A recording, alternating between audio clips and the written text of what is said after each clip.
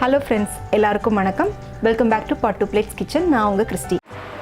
Friends, இன்னைக்கு நம்மளோட சேனல்ல நல்லா மொறுமொறுன்னு கிறிஸ்பியா நல்ல டேஸ்டியான தேங்காய் பால் முறுக்கு எப்படி பண்றது அப்படிங்கறத தான் பார்க்க போறோம். நம்மளோட சேனல்ல நான் ஏற்கனவே நிறைய Deepavali sweets and snacks recipes வந்து அப்லோட் பண்ணியிருக்கேன். அதுக்கான லிங்க் எல்லாம் நான் உங்களுக்கு கீழே டிஸ்கிரிப்ஷன்ல கொடுக்குறேன். மறக்காம செக் பண்ணிக்கோங்க. இப்போ வாங்க வீடியோக்குள்ள போலாம்.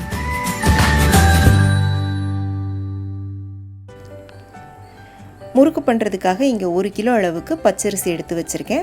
இது வந்து மாவு பச்சரிசி. நம்ம பலகாரங்கள்லாம் பண்ணுறதுக்கு இந்த மாவு பச்சரிசி யூஸ் பண்ணால் மாவு வந்து நிறையா வரும். உங்களுக்கு கடைகளில் மாவு பச்சரிசி அப்படின்னு கேட்டிங்க அப்படின்னா கொடுப்பாங்க. இப்போ இந்த அரிசியை ஒரு 2-3 வாட்டி தண்ணி ஊற்றி நல்லா கழுவிக்கோங்க. கழுவிட்டு இதை வந்து வடிகட்டிடுங்க. நான் வந்து ஒரு ஸ்டீல் வடிகட்டியில் போட்டு வடிகட்டியிருக்கேன். அரிசியை ஊரெல்லாம் வைக்க தேவையில்லை. நீங்கள் கழுவிட்டு அப்படியே வந்து வடிகட்டிடுங்க. இப்போ வந்து இது ஒரு 10 நிமிஷம் தண்ணியெல்லாம் நல்லா வடிஞ்சதுக்கப்புறமா இதை வந்து ஒரு நல்லா காஞ்ச துணியில் நல்லா பரப்பி போட்டுருங்க. போட்டுட்டு இதை நல்லா காய விட்டுருங்க. ஒரு நாள் ஃபுல்லாக நல்லா வெயிலில் விட்டீங்க அப்படின்னா இது வந்து நல்லா காஞ்சிரும். நல்லா காஞ்சதுக்கப்புறமா இதை வந்து எடுத்துருங்க. இதில் வந்து 200 கிராம் அளவுக்கு முழு உருட்டு உளுந்து எடுத்திருக்கேன். 1 கிலோ அரிசிக்கு 200 கிராம் உளுந்து வந்து கரெக்டாக இருக்கும்.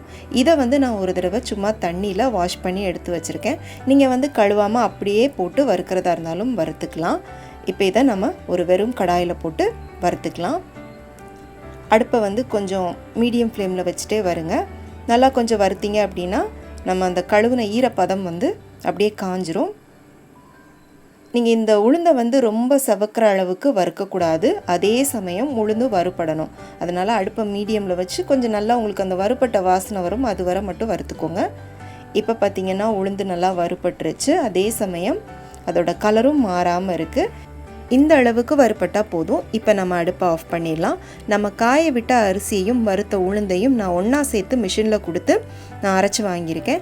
நீங்கள் மிஷினில் கொடுக்கும்போது முறுக்கு மாவுக்கு அரைக்கணும் அப்படின்னு சொன்னீங்கன்னா அதுக்கேற்ற மாதிரி அவங்க வந்து அரைச்சி கொடுப்பாங்க. இதை வந்து நான் நல்லா சலிச்சு வச்சுருக்கேன். நீங்களும் வந்து சலிச்சுக்கோங்க. இப்போ கம்மியான குவான்டிட்டியில் பண்ண போகிறீங்க அப்படின்னா வீட்டிலையே நீங்கள் மிக்சியில் அரைச்சிட்டு நல்லா சலிச்சு எடுத்துக்கோங்க. இப்போ நம்ம முறுக்கு பண்ண ஆரம்பிக்கலாம். நம்ம தேங்காய்பால் முறுக்கு பண்ணுறதுனால மாவு பிசையும் போது தேங்காய்பால் ஊற்றி மாவு பிசையணும்.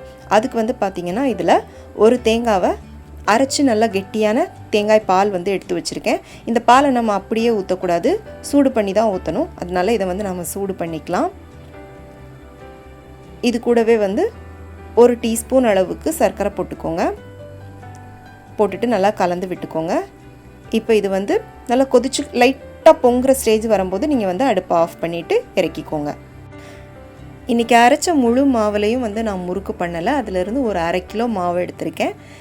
இதில் 1 டீஸ்பூன் அளவுக்கு சீரகம் போட்டுக்கலாம். அடுத்ததாக 1 டீஸ்பூன் எள் வந்து நான் கருப்பு எள் போட்டிருக்கேன். நீங்கள் வந்து வெள்ளை எள் கூட போட்டுக்கோங்க. ஒரு 1/4 டீஸ்பூன் பெருங்காயத்தூள், தேவையான அளவுக்கு உப்பு. நீங்கள் இது கூடவே ஓமம் இருந்துச்சுன்னா அது கூட ஒரு 1/2 டீஸ்பூன் அளவுக்கு போட்டுக்கோங்க. நல்லா மணமாக இருக்கும்.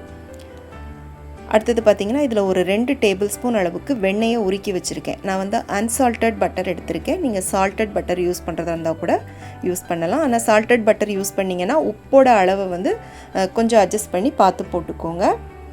இப்போ இது எல்லாத்தையும் ஒரு தடவை நல்லா மிக்ஸ் பண்ணி விட்டுட்டு நம்ம சூடு பண்ணி வச்சுருக்கிற தேங்காய் பாலை இது கூட சேர்த்துட்டு நம்ம வந்து மாவு பிசைஞ்சிக்கலாம். தேங்காய் பாலை வந்து ஆற விட்டு ஊற்றக்கூடாது. நல்லா சூடாக இருக்கும்போதே ஊற்றிக்கோங்க. நீங்கள் மாவு பிசையும் போது ஒருவேளை உங்களுக்கு தேங்காய் பால் பத்தாமல் போச்சு அப்படின்னா கொஞ்சம் தண்ணியை வந்து சூடு பண்ணிவிட்டு அட்ஜஸ்ட் பண்ணி ஊற்றிக்கோங்க. இன்றைக்கி நம்ம பார்த்த இந்த மெத்தட் மாதிரி அரிசியை வந்து கழுவி காய விட்டு மிஷினில் கொடுத்து அரைச்சி வாங்குறதுக்குலாம் எங்களுக்கு டைம் இல்லைக்கா அப்படின்னா ரொம்ப சிம்பிளாக வீட்டில் வந்து ரெடிமேட் இடியாப்பம் மாவு இருக்கும் பார்த்திங்களா, அதில் கூட நீங்கள் வந்து ஈஸியாக முறுக்கு பண்ணலாம். ஆனால் உளுந்து மட்டும் நான் சொன்ன மாதிரி வறுத்து மிக்சியில் பவுட்ரு பண்ணி சலிச்சிட்டு சேர்த்துக்கோங்க. மற்றபடி வந்து ப்ரொசீஜர் மெஷர்மெண்ட் எல்லாமே இதே மாதிரி தான். ட்ரை பண்ணி பாருங்கள். இப்போ வந்து மாவை நல்லா சாஃப்டாக பிசைஞ்சாச்சு. இதை வந்து காய விட்டுறாதீங்க. காய விடாமல் ஒரு துணி போட்டு மூடி வச்சுட்டு கொஞ்சம் கொஞ்சமாக எடுத்து நீங்கள் வந்து முறுக்கு பிழிஞ்சிக்கோங்க. இப்போ முறுக்கு குழலுக்குள்ளே வந்து நல்லா எண்ணெய் தடவிக்கோங்க. அதே மாதிரி இந்த அச்சுலையும் எண்ணெய் தடவிக்கோங்க. நான் இந்த மாதிரி அச்சு எடுத்திருக்கேன். நீங்கள் வந்து 3 கண் இருக்கிற மாதிரி அச்சு எடுத்துக்கலாம். இல்லை ஸ்டார் ஷேப்பில் இருக்கும் பார்த்திங்களா, அது கூட நீங்கள் எடுத்துக்கலாம். உள்ளே போட்டுட்டு அதில் வந்து நம்ம தேவையான அளவுக்கு மாவு எடுத்து வச்சுக்கோங்க. வச்சுட்டு நல்லா டைட்டாக மூடிக்கோங்க. மூடிட்டு ஒரு தடவை வந்து மாவு நல்லா கரெக்டாக வருதா, அது வந்து உடையாமல் கரெக்டாக வருதா அப்படின்னு செக் பண்ணிக்கோங்க.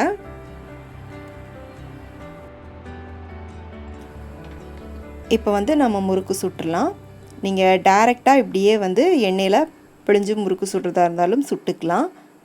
இப்படி பண்ணிங்க அப்படின்னா உங்களுக்கு வந்து முறுக்குக்கு இடையில ஒன்றுத்துக்கும் நடுவில் கொஞ்சம் உங்களுக்கு நல்லா கேப் கிடைக்கும்.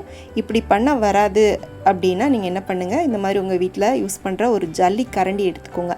அதில் லைட்டாக எண்ணெய் தடவிட்டு அதில் வந்து முறுக்கு பிழிஞ்சிட்டு நீங்கள் வந்து எண்ணெயில் போட்டுக்கோங்க. இது வந்து பிகினர்ஸ்க்கு ரொம்ப ஈஸியாக இருக்கும். அவ்வளோதான்.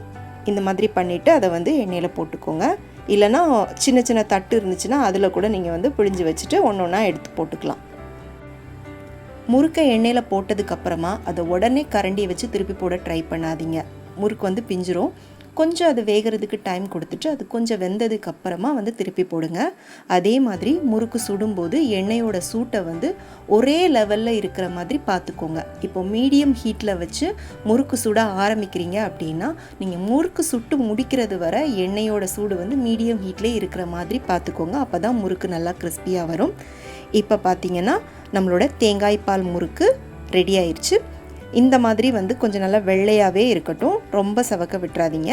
நான் சொன்ன இதே மெஷர்மெண்ட்ஸில் நீங்கள் வந்து இதை செஞ்சு பாருங்கள், நல்ல கிறிஸ்பியாக வரும். ட்ரை பண்ணி பார்த்துட்டு எப்படி இருந்துச்சுன்னு உங்களுடைய கருத்துக்களை எனக்கு மறக்காமல் கீழே கமெண்ட் செக்ஷனில் சொல்லுங்கள். இந்த ரெசிபி உங்களுக்கு பிடிச்சிருந்துச்சு அப்படின்னா உடனே லைக் பண்ணிவிட்டு உங்கள் ஃப்ரெண்ட்ஸ் அண்ட் ஃபேமிலிக்கு ஷேர் பண்ணுங்கள். மீண்டும் வேறொரு ரெசிபியோடு சந்திக்கிறேன். நன்றி, வணக்கம்.